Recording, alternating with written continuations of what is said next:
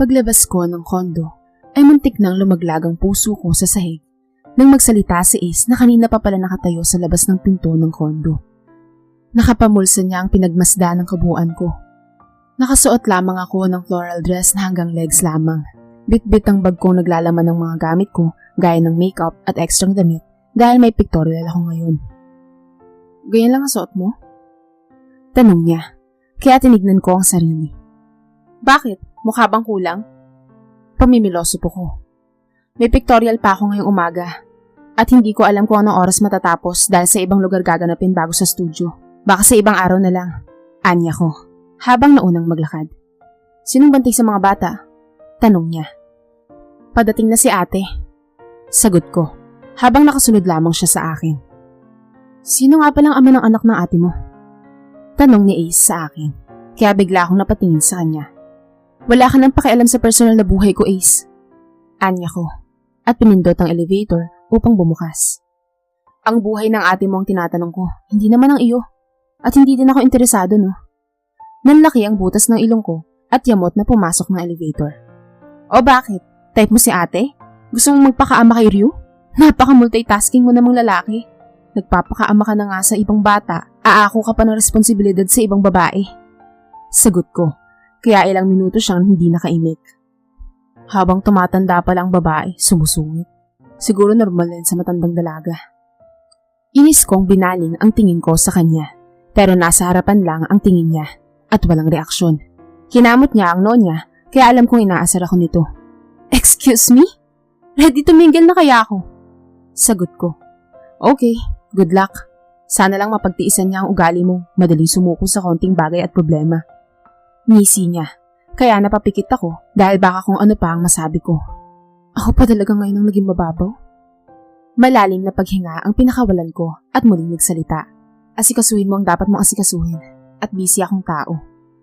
Habilin ko nang bumukas ang elevator. Wala akong asikasuhin ngayon, free ako.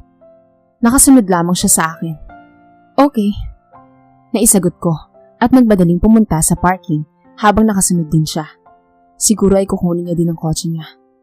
Hindi na ako nagpatumpik-tumpik pa dahil ayokong masira ang araw ko nang dahil lamang sa lalaking to. Pero habang nagmamaneho ako ay nakasunod lamang ang puti niyang pick-up truck. Kahit saan ako lumiko ay nakasunod ito. Sinusundan niya ba ako? Balak niya bang sumama sa studio? No, hindi pwede. Bumangga ang unahan ng sinasakyan kong kotse sa bumper ng nasa unahan ko. Dahilan para masubsob ako at makaramdam ng pagkahilo. Marima, ano bang ginagawa mo? Hindi ako makalabas dahil galit ang may-ari ng kotseng nabangga ko. Baka kung anong gawin niya sa akin. Mas lalo akong kinabahan nang magbigay ng traffic ang aksidente. Humakbang papalapit ang may-ari ng kotse at kinatok ang bintana ng kotse, kaya napaigtad ako sa gulat. Hoy! Lumabas ka dyan! Galit nito na kinatok ang bintana ng kotse, pero ayaw kumilos ng kamay ko dahil halos manginig ito sa takot. Biglang may humawak sa braso ng lalaki, palayo sa kotse ko. Nakita ko na lang na hinaharap ni Ace ang galit ng lalaki. Siya ang nakipag-usap dito dahil kasalanan niya naman. Hindi ako mababangga kung hindi ako distracted sa pagsunod-sunod niya sa akin. Maya-maya pa ay kinatok ni Ace ang bintana kaya nagmadali akong buksan. Huwag kang lalabas ng kotse. Dito ka lang hanggat hindi dumarating yung responde.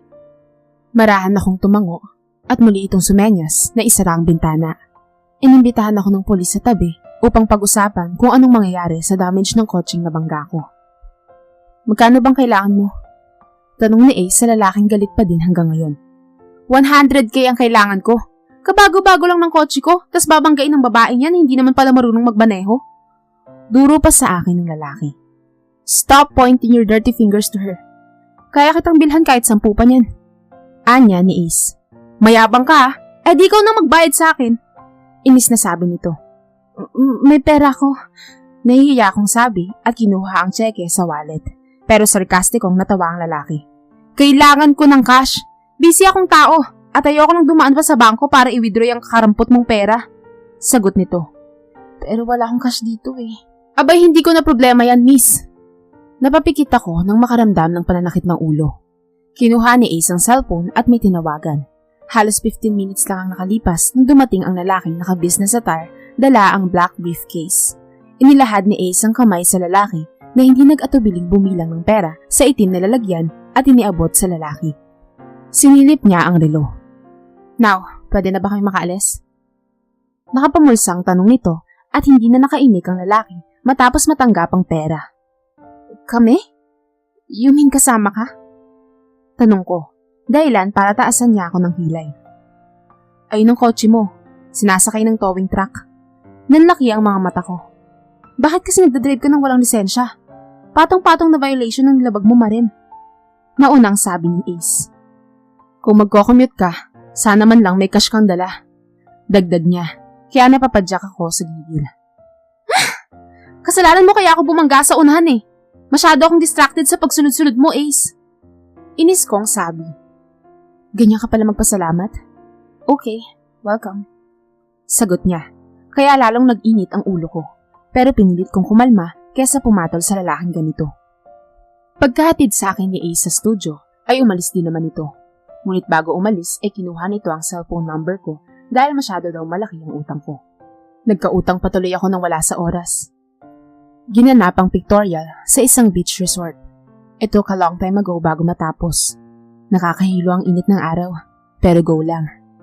Kalahating oras bago kami bumalik ng studio para doon ipagpatuloy ang iba pang pictorial. Dahil kinuha lang naman akong endorser ng isang sikat na magazine at sikat na skincare sa Pinas. O diba? Bongga? Pagod, pero worth it naman. Tadtad ng chat ang cellphone ko na hindi ko na pinansin dahil alam kong si Ace lamang yun. Sinabi ko naman sa kanya na marami akong gagawin ngayon at sa ibang araw na lang. Okay, Marem, huling shots na. Pwede ka nang umuwi. Tansya ko ay alas 5 na ng hapon. Bukod sa gutom na ako, ay nagkaroon pa ako ng allergy. Dahilan para bumahing ako ng bumahing. I was wearing bralette at loose jeans. Hindi naman masyadong exposed kasi mahaba ang jeans. Mula sa pinto ay nakita ko ang Ace Castillo na naka-cross arms at nakasandal sa pader. Anong ginagawa niya dito? Hindi ko mabasa ang reaksyon niya. Okay, isampang mo yung isang paa mo sa upuan, Marem. Last 3 posts at pwede na tayong umuwi. Anya ni Philip kaya sinunod ko ang kanyang utos. Iba't ibang pwesto at pose hanggang sa... Okay, thank you guys for a good work today. See you tomorrow. Anunsyo ni Philip at kanya-kanyang inayos ng mga staff ang mga kamera. Mabilis kong tinungo ang dressing room upang magpalit. Paglabas ko, ay nakita kong nakatayo lamang si Philip at nakangiti akong sinalubong. I'm so happy for you, Marem, dahil sa paglay ng karir mo. Simple akong napangiti. Thank you, Philip. Sagot ko. Pwede ba kitang ayain para sa dinner? Tanong niya, kaya di agad ako nakasagot. Napatingin ako kay Ace na parang naiinip na sa buhay. Sure. Pero sandali lang may kakausapin na akong kakilala sa labas. Paalam ko at tumango lamang ito. Sinabi ko naman sa'yo na gagabahin ako, di ba? Inaantay tayo ni attorney sa rooftop ng building. Maagap na sagot ni Ace at naunang maglakad. Sinundan ko na lamang siya ng tahimik kaysa makipag-uusap sa lalaking bano. Pagdating doon ay nakatayo lamang ito at nakatingin sa palubog na araw sa malayo, habang nakapambulsa at nakatalikod sa direksyon ng pinto. Nasaan yung attorney na sinasabi mo? Tanong ko dahil wala namang tao doon maliban sa aming dalawa. Sinilip niya ang relo. He will be late. 15 minutes, I guess. Kalmado niya nasabi, kaya wala na akong nasabi. Malamig ang hangin dito habang tanaw ang malinaw ng mga building. Niyakap ko ang sarili nang humangin ng malakas. Napaigtad ako sa gulat at kapwa napatingin sa direksyon ng pinto nang hinangin ang bakal na pinto ng rooftop at sumara. Naglakad siya patungo sa pinto at sinubukang buksan, ngunit tila ba may mali. Hindi mabuksan? Nag-aalala kong tanong. Naglock sa loob yung pinto, sabi niya, kaya kinabahan ako. Madali kong kinapa ang cellphone sa bulsa ng short ko, ngunit wala akong dala dahil naiwan ko pala sa bag ko. Wala akong dalang cellphone, Ace. Kunin mo yung cellphone mo. Utos ko, pero nilingon niya lamang ako. Chinerge ko sa powerbank ang phone ko at naiwan sa kotse dahil nalobat. Kakatawag sa'yo, tas hindi mo naman sinasagot. Nasapo ko ang noo ko at napapadyak. Kamalasan kasamang lalaking nagngangalang Ace Castillo. Kinalampag ko ang pinto upang humingi ng tulong kung meron mang taong mapadaan. Inagaw ni Ace ang kamay kong kanina pa masakit at namumula. Malas! Malas! Inis kong sabi habang wala siyang inig. Lumalamig na ang gabi habang nandito kami ni Ace at natrap. Ayokong buong gabing magkasama kami dito. Suminghot ako at sunod-sunod na bumahing. Ang lamig. Masama ba pakiramdam mo? Tanong niya. Alam mo, sobrang okay ako, Ace, nang wala ka. Oo, totoo. Ang kaso, dumating ka, kaya nagkandamalas-malas na naman ang araw ko. Atcha! Sarkastiko kong sabi. Okay, hindi kita papahiramin ng jacket. Manigas ka sa lamig ma rin.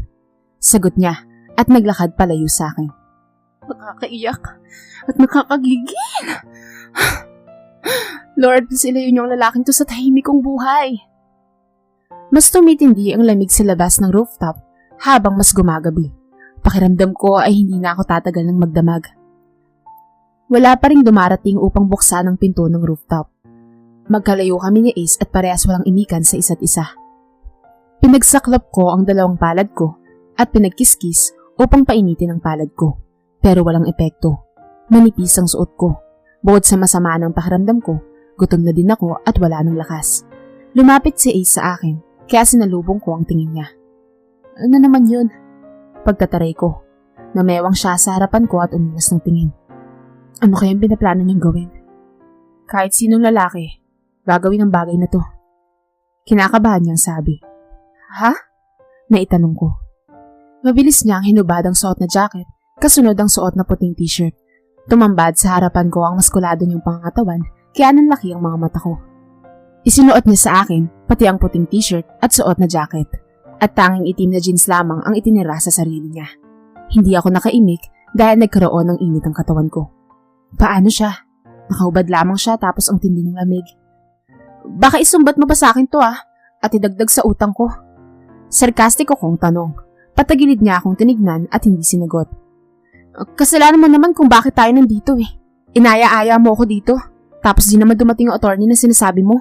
Kanina pa sana ako nakauwi at nakapagpahinga, Ace. Sumbat ko, pero tila ba ay nabibingi ito. Wala ka ba talagang ibang masabi kundi manisi? Oo na, ako na ang mali marim. Inis niya na sagot. Totoo naman Ikaw ang may kasalanan ng lahat, kaya sisihin mo rin ang sarili mo. Dagdag ko. Talaga ba? Namatay pareho ang mga magulang ko nang may galit sa akin, Marim. Hindi mo inintindi ang pagluluksa ko. Wala man lang akong nagawa. At oo, kasalanan ko kung bakit sila namatay. Sabi niya. Nagsisisi ka siguro na pinakasalan mo ko at nagsama tayong dalawa. Inis kong tanong. Hindi siya nakaimik. See? Nagsisisi ka nga. Pwes, nagsisisi rin ako na pinakasalan kita. Alam mo ba yun? Sobra-sobra yung paghihirap na naranasan ko kasama ka. Isa-isa kong tinanggal ang botones ng kanyang jacket nang ikinagulat niya. Huwag mong hubarin ang jacket. Nagubad na nga ako para sa'yo tapos ibabalik mo pa.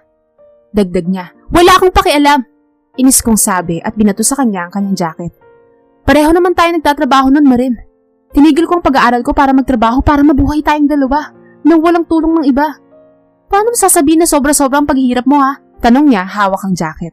Akmang hubarin ko ang t-shirt kaya humakbang siya palapit sa akin upang pigilan ako. Pero napasobra ang paglapit niya dahilan para mapasandal ako. Gusto mong mamatay sa lamig Inis niya na tanong. Mas gusto ko na lang mamatay kaysa makasama ka. Sagot ko, kaya sarkastiko siyang natawa. Bakit bigla kang napagod? Tanong niya. Dahil nakakapagod ang makasama ka. Nakakapagod mabuhay kasama ng lalaking irresponsable at manlolokong kagaya mo. Hindi mo nga ako pinaglaban nang sabihin kong pagod na ako Wala kang alam sa mga pinagdaanan ko. Sagot ko. Lumayo ka nga sa akin. Alis! Tulak ko sa kanya. Wala ka rin namang alam sa mga pinagdaanan ko, Marim. Sagot niya, kaya natawa ako ng mapait. Para kang malaking bara sa buhay ko. Pasakses na ang karir ko nang mawala ka. Sagot ko. Ikaw din. Isa na akong CEO nang iniwan mo ko. Sagot naman niya. Bukas na bukas. Ayusin na natin ang annulment. Sabi ko at tinitigan siya sa mga mata. Mas mabuti pa nga. Tinalikuran niya ako at lumayo ng ilang hakbang sa akin. Ace. Wag mong sasaktan ang kaibigan ko. Once na siyang nadapa sa walang kwentang lalaking kagaya mo. Kung pinagtitripan mo lang si Mika, mas mabuting iwan mo na lang siya ng mas maaga. Sabi ko habang nakaiwas ang tingin. Ngunit hindi na siya nakaimik. Bumukas ang pinto at inilawanan si Philip. Patakbo niya akong niyakap na may pag-aalala. Hinawakan niya ang pisngi ko at tinitigan sa mga mata. Ang lamig ng mukha mo. Okay ka lang ba, Maren? Tanong niya, kaya tumango ako. Napatingin ako kay Ace na nakatalikod lang. Naiwan mo yung bag mo, kaya alam kong hindi ka pa nakakaalis. Pinacheck ko ang CCTV footage at nakita kitang umakyat dito kasama ang lalaking yan. Anya nito. Salamat, Philip. Naisagot ko. Sino ba yung lalaking yan? Tanong pa ni Philip. Boyfriend ako ng kaibigan niya. May sinadya lang ako sa kanya pero hindi talaga kami magkakilala. Sabi ni Ace na dire-diretsyong tinungo ang pinto ng rooftop papasok. Nang hina ang tuhod ko kaya nawalan ako bigla ng balanse. Mabutit na hawakan ako ni Philip sa mga braso. Ihatid na kita sa kondo mo, Maren. Tumango na lamang ako at inakay niya na ako paalis ng rooftop. Pagka-uwi ko sa bahay ay hindi ko na nagawang i-check ang phone ko dahil sa magkahalong pagod at sama ng pakiramdam. Sigurado namang nakauwi na si Ryu sa bahay at baka nakauwi na din si Mika sa kondo nila. Dahil kung hindi, kakatok naman si Briggs dito kapag walang kasama. Mas tumindi ang lagnat ko nang humiga na ako. Sumakit din ang katawan ko kaya ipinahinga ko na ang sarili ko. Hindi ako makatulog kahit ang taas ng lagnat ko. Hindi mawala sa isip ko ang nangyari kanina sa rooftop. Pinilit kong makatulog para mawala sa isip ko ang nangyaring ayoko na sanang isipin dahil nai-stress lamang ako. Mataas na ang araw kaya pinilit kong bumangon.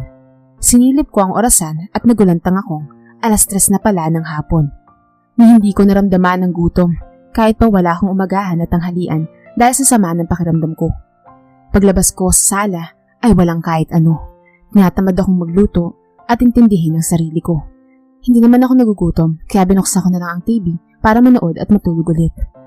Mommy, nagising ako sa bulong ng bata sa aking tenga. Ryu? Anong ginagawa ni Ryu sa kondo ko? Nahihilo lang ako pero alam ko ang amoy ng anak ko at hindi ito ilusyon lang. Kamusta po ang pakiramdam mo? Tumabi siya sa akin kaya nagbalot ako ng kumot. Mahawa ka kasi sa akin, anak eh. Napasimangot ito nang bigong makalapit sa akin. Sinong kasama mo? Nasaan ang mommy? Tanong ko, ngunit umiling lamang ito. Hindi ka po bumalik kila Briggs kaya naisipan kong pumunta dito. Wala si mommy, nasa Cebu for meeting, kaya doon ako natulog kila Briggs. Anya nito. Kaya naalarma ako at agad na kinuha ang cellphone na nakapatong lang sa center table. May mga chat si ate doon at si Mika na hindi sila makakauwi. Kung ganun, sino nag-aasikaso sa dalawang bata kung wala si ate o si Mika? Ang bait ng daddy ni Briggs. Nakangiting sabi ni Ryu, kaya napatingin ako sa kanya. Daddy ni Briggs? Si Ace ba ang tinutukoy niya? Hindi niya daddy yun, Ryu. Sagot ko. I know, but soon to be daddy po. Sagot naman ng bata, kaya napatitig ako sa kanya. Lagi silang nagpiplay.